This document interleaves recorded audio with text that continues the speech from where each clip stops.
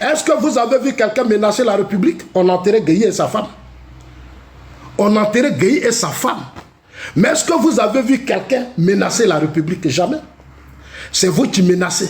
Si Gbagbo n'est pas candidat, si Gbagbo est ceci, on va faire cela. Attendez, le temps là c'est passé. Hein. Aujourd'hui, où on est arrivé là? On a besoin des hommes sérieux, honnêtes et compétents pour protéger ce pays. Votre comédie là, c'est fini ça. Allez-y dire à vos militants que ça soit dit.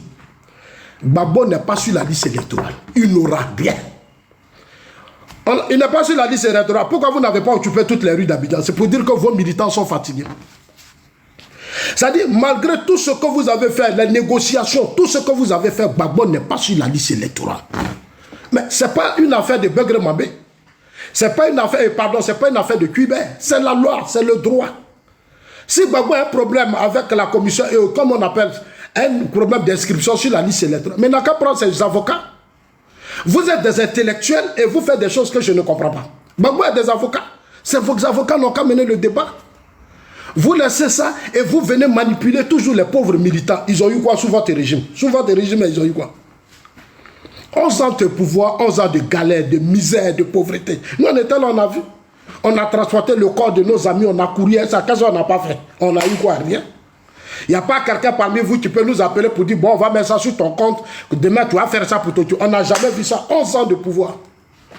Et vous passez votre temps, vous vous êtes enrichis. Vous vous êtes enrichis avec vos femmes, vos enfants, mais après vous avez tout perdu.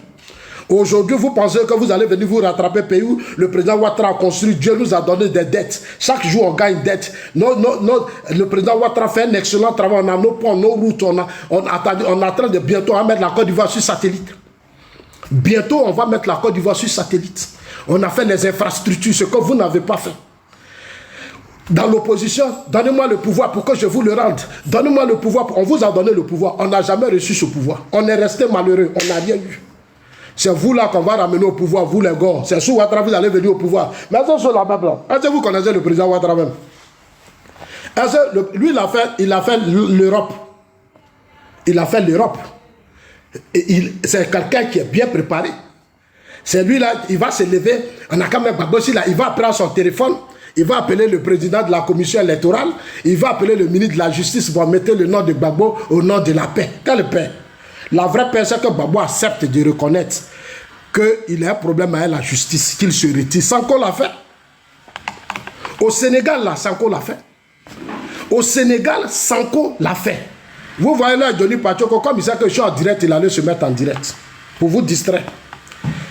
Il n'a qu'à arrêter direct, il va venir m'écouter d'abord, puis après il continue. Donc, vous voyez, non? Sanko l'a fait au Sénégal. Quand Sanko a vu que ça n'allait plus, mais il s'est retiré et il a choisi Faye. Pourquoi Laurent Gbagbo ne choisit pas quelqu'un d'autre dans son propre camp? C'est la question que je pose à Dano Djedje. Dites à Dano Djedje de dire à Gbagbo que choisissez quelqu'un d'autre. Parce que ne vous fatiguez pas. Le président Ouattara, c'est dans l'opposition, il était premier ministre. Quand Gbagbo a commencé sa tentative de déstabilisation, il a foutu à la maca. Alors, c'est pas lui que vous allez distraire. Arrêtez de fatiguer vos militants. Vos militants sont fatigués. Je voudrais lancer un appel aux militants du PPAC. Chers amis, nous les assos là, on a été là. Quand Gbagbo Gueye Robert se battait, on a occupé les rues. Qu'est-ce qu'on n'a pas fait dans ce pays? Quand il y a eu le coup d'état de 99 là, nous les assos, on a dit que c'était une grave erreur. Le Gbagbo ne devait pas rentrer dans le gouvernement de Gueye. Vous autres là, vous avez dit non, Gbagbo n'a qu'à rentrer. Gbagbo et Gueye se sont battus ici. On a occupé les rues. Qu'est-ce qu'on n'a pas fait? En 2004, nos amis sont morts. Le combat de Gbagbo l'a quitté dedans. Il n'y a rien dedans. Pendant des années, il vous a nargué. Vos parents même sont morts. Vos frères sont morts. Ils n'ont rien eu. Gbagbo a quitté la CPI. Il a eu ses 2 milliards. Nadi Bamba a créé une entreprise. Ils sont en train de se gérer. Eux, ils vivent. Si vous ne voulez pas prendre conscience, ça c'est votre problème. Arrêtez de suivre les Dano Djedje. Il n'y a rien là-bas. Cherchez plutôt un autre cadre au sein de votre parti et positionnez-le. C'est une lutte. Quand une lutte a eu des limites, mais il faut changer les hommes. Quand une lutte, ça ne va plus, mais il faut changer les hommes. Il faut changer les hommes. Pourquoi vous persistez à maintenir forcément Gbagbo? Alors que vous savez même que le résultat qu'il donne n'est pas bon. Quelqu'un qui est l'ami de Blaise Compaoré, Blaise lui a tout donné dans l'opposition. Gbagbo dormait au Burkina Faso. Et tous les partis au Burkina, Gbagbo au pouvoir, et puis Blaise Compaoré, rébellion, quitte au Burkina, ça vient attaquer la Côte d'Ivoire. Mais posez-vous des questions, ou bien vous avez un problème. Vous les militants là, vous avez un problème ou bien quoi? Vous avez un problème, les gens à tapoter, s'il vous plaît, partagez, on a calé à 200 000 cas parce que je suis en train de me fatiguer. Vous les militants là, vous avez un problème. Leur combat, c'est que Zasso ne dépasse pas 1000. C'est ça qui est leur combat. Il ne faut pas Zasso va dépasser 1000. Donc, ils sont en train de signaler. Mais Zasso là, il n'est pas hypocrite. Il n'est pas hypocrite. Sur tous vos panels, je suis le seul qui monte. Je suis le seul. Ça dit quand Zasso monte, on dit il n'a qu'à descendre. Il n'a qu'à descendre. Parce que je ne suis pas hypocrite. Moi, je dis ce qui est clair.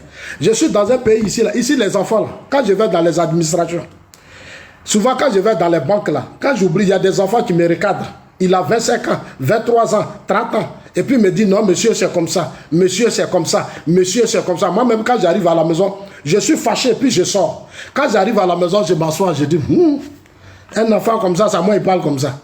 Ça là, si c'était en Côte d'Ivoire, il n'allait pas me parler comme ça. Mais après, je comprends. Non, il faut que les gens acceptent qu'on leur dise la vérité.